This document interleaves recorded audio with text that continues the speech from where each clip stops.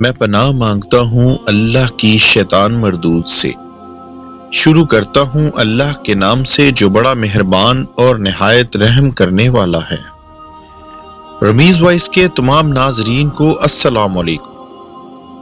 گزارش ہے کہ آقا دو جہاں محمد مصطفیٰ صلی اللہ علیہ وآلہ وسلم کی خدمت میں ایک عدد درود ابراہیم کا تحفہ پیش کر دیجئے۔ جزاک اللہ۔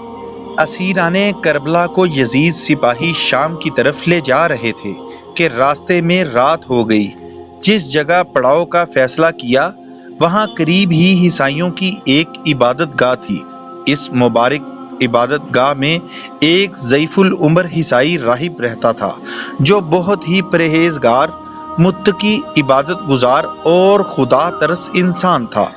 اسے جب معلوم ہوا کہ قافلے والے اپنے پیغمبر کے نواسے اور اس کے اصحاب کو قتل کرنے کے بعد ان کے سر کو یزید کے پاس لے جا رہے ہیں۔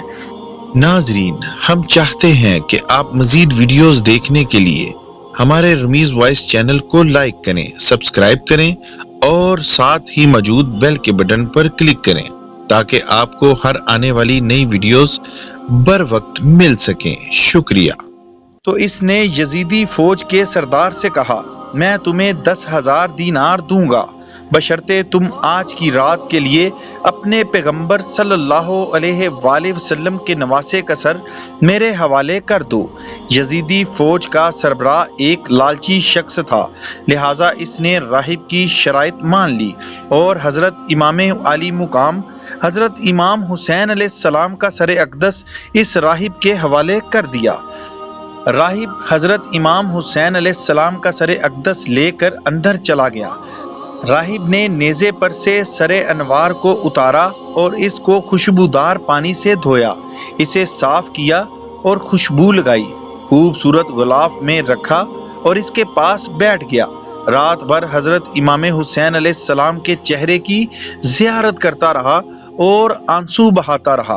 راہب نے سر اقدس کو مخاطب کر کے کہا، آپ علیہ السلام کو خدا کی قسم میرے ساتھ بات کریں۔ راہب کی یہ بات سن کر سر اقدس نے گفتگو کرنا شروع کر دی۔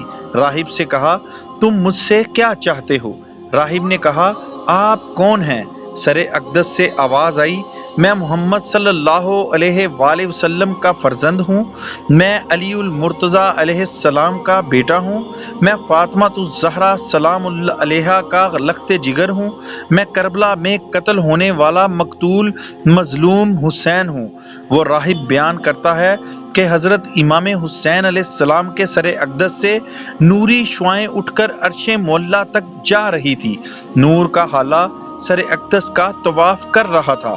جب میں نے یہ کیفیت دیکھی تو ساری رات حضرت امام حسین علیہ السلام کی شہادت پر آنسو بہاتا رہا۔